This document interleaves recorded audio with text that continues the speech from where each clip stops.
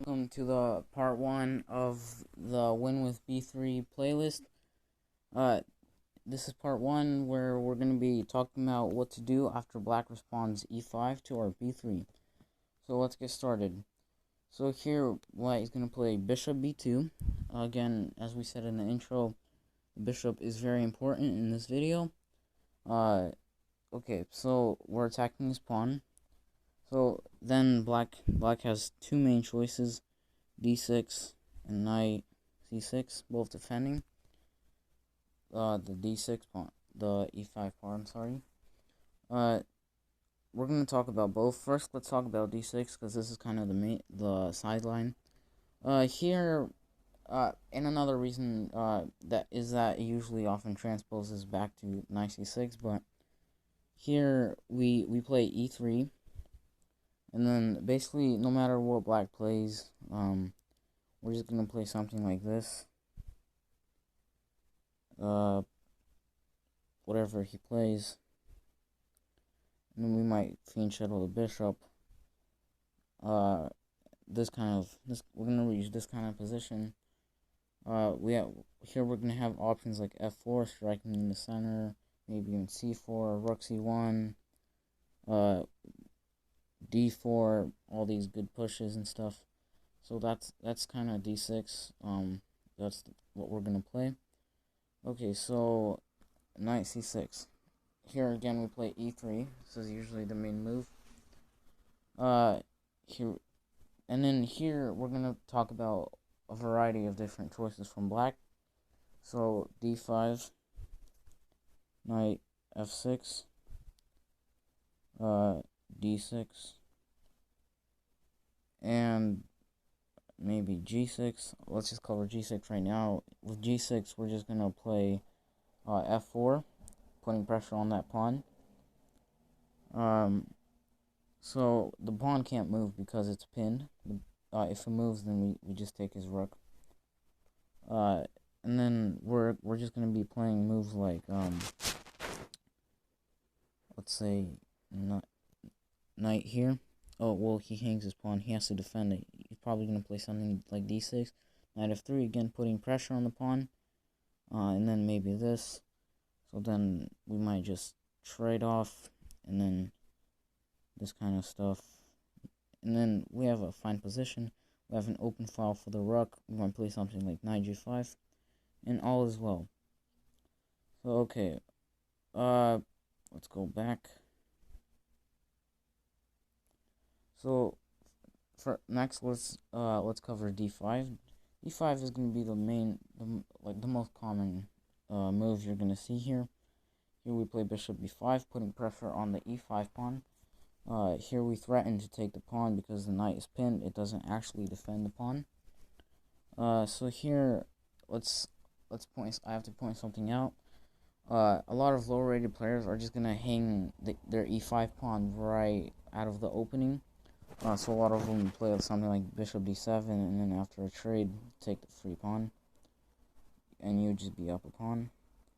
So that's another reason why b3 is good in speed chess. But here, there's two main moves I see.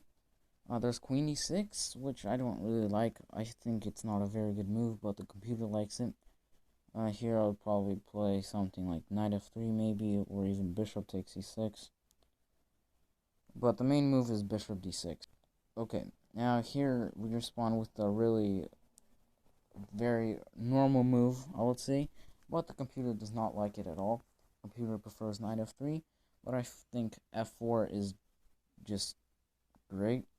Now there is a line with like c4, and then like there's some kind of gambit which I do not remember how it goes. Something that I don't remember. C4 is more positional. It's a matter of taste which line you like, but in this video we're gonna cover f4. If you would like, you can go to like chess.com, Explorer, and explore c4. But I like f4 more. It's much more active and aggressive, puts pressure on the e5 pawn. And here, obviously, the e5 pawn can't move because it's pinned. If he moves anywhere, say e4, or takes pawn, then we're going to take the pawn. But here after this position, you have to know how to defend pretty good. Because, and let's cover that right now. So here, black will usually play queen h4, which is his best try. Here we simply play king f1. And now here, if we play something like bishop here, we just play this, and a queen, and everything is good. If he just trades queen, that's good for us, because we're going to be up material after we take his rook, and all is well. So here, usually just pawn takes, and then queen f3 is my favorite move. It's easier to control the queen, threatens the pawn. And if he plays something like this, just take, and then after we take his rook on the next move, or whenever you decide to take it, we're going to be up material, and that is going to be good for us. So, since we covered that, here we have, black has three main choices, which we're going to cover all of them, which are queen h4 check, queen a7 check, and f6, sorry. So first let's cover f6, because this has a really good trap in it, and a lot of lower rated players will fall for it. So after f6, we're going to take, pawn takes probably makes more sense. Maybe bishop takes will probably just lead to some kind of transposition. But pawn takes, we take, and here we have this very risky move, bishop takes e5. And now, let me tell you, almost probably like 99% of all players under 1800, maybe a little less, but a lot of players under 1800, under 1900 will fall for this and play bishop takes. Now here it looks like we're just losing material, but then we have this check with a fork. If he plays this, then we have this check forking the king and the rook. He moves the king and we take the rook. So here he's just going to play something like this. And after we take, we have a much better position. We're up a point or a pawn. His king is horrible. We're going to play stuff like knight f3, castle, and then after the rook is on f1, our rook has a nice open file, and slide dump with the king. Our queen is very active, and we're just much better. But this is a very, very risky choice, playing bishop takes e5, and you should probably only play it if you're playing a blitz game or a lower rated player, because most higher rated players, or if it's a slow game, they'll see the queen h4 check. So here we obviously won't play this, because then he's just up material again. But let's say we play g3, he has queen e4, and with a decisive advantage. So here, if we defend this, then again he's just gonna be up material, and if we take the pawn, then he takes, and then probably should defend the knight. Taking the rook is even more risky. But as you see, white is completely losing. Black is up 3 points, but not only black's king is just horrible, white is just completely losing. So that's f6, and the conclusion of the line is, you can risk playing bishop takes e5 if you want. You should probably only do it if you're playing a lower rated player or a fast chess game. Probably a safer choice would probably be like knight f3 or something, striking the pawn, and then again, if he moves it, you take the pawn, and then you're just gonna like castle, or he's gonna play queen e7, castle, just normal stuff, and white is totally fine here. Maybe drawish, but okay. Okay, now let's go back to the other position we were looking at. So okay, as we've seen, we've looked at f6 and what to do. Now let's look at queen h4 and queen e7. So we're actually not going to queen h4 for a few seconds maybe.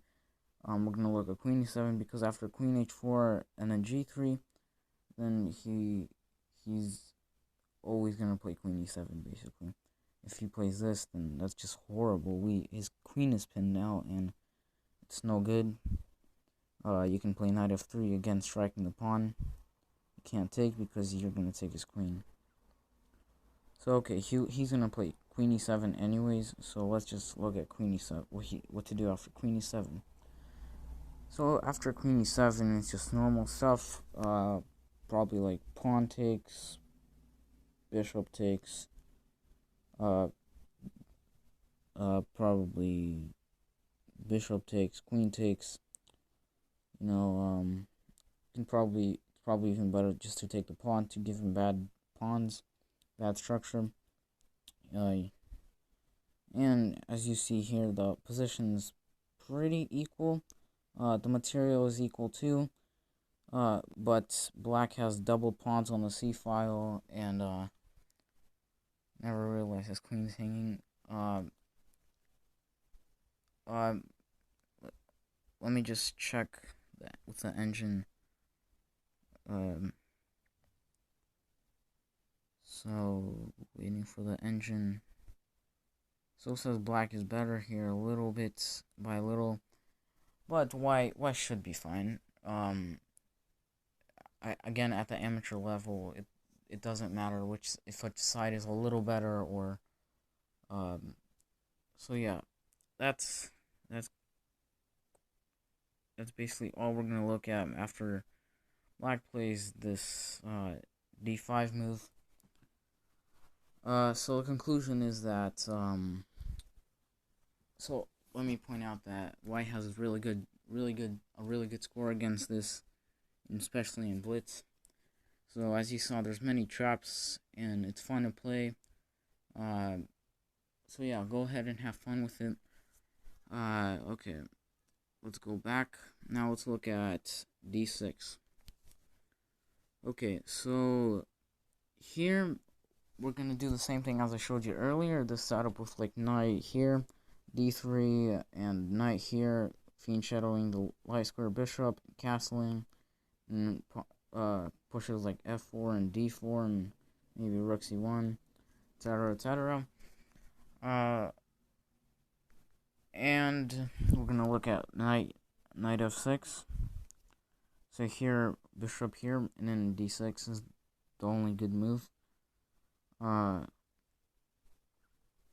So here I usually play, it's probably quite a few options, but I usually just play c4, which is kind of in English now, a very solid variation of an English with our fiend shadowed bishop.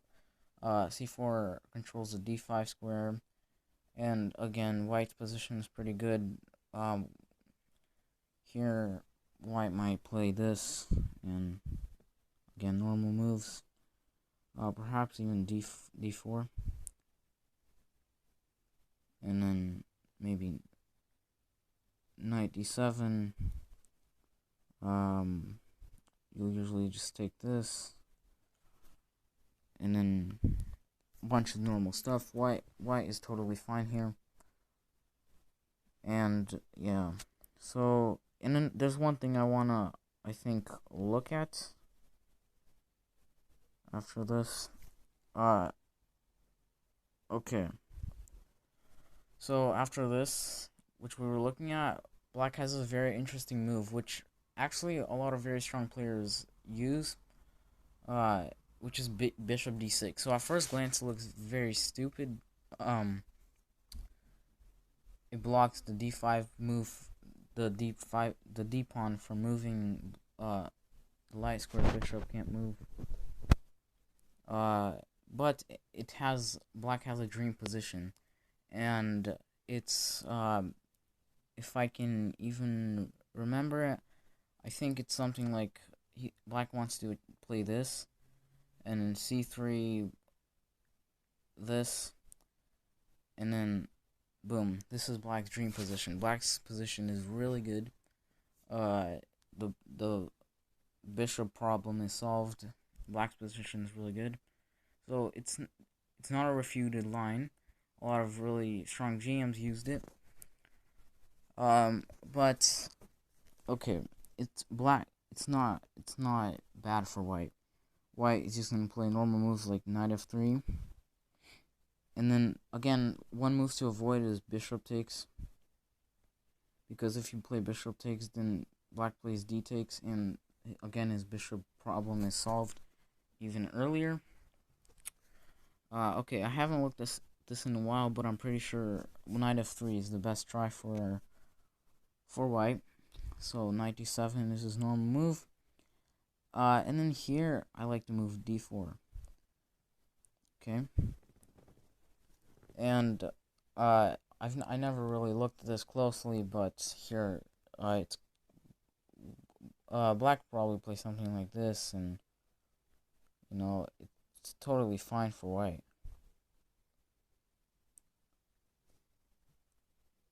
And while black may get his dream position, white's position is totally fine too. White has these two bishops. They have long diagonals. White may or may not have a Greek gift at some point, which I might make a video at some point about. Anyways, white's position is totally fine. And I believe that is all I wanted to show in this video against e5. Unless I'm missing anything. I have seen f6 moves in this opening, but not very good. As you see, the h5 to e8 diagonal is weakened. White may be able to take advantage of that. Again, white's going to play moves like e3 and knight f3. And one theme we have to talk about here. Let me just give you the original position from it. So, this defense, and this can appear in the b3 opening too. Here, white will sometimes have this knight takes move, and then this, this move is decisive. So that's a thing to consider, and that cover everything. And now see you in the part 2, where we're probably going to be talking about what white should do after black responds d5, which is probably the second most common defense. See you in the next video.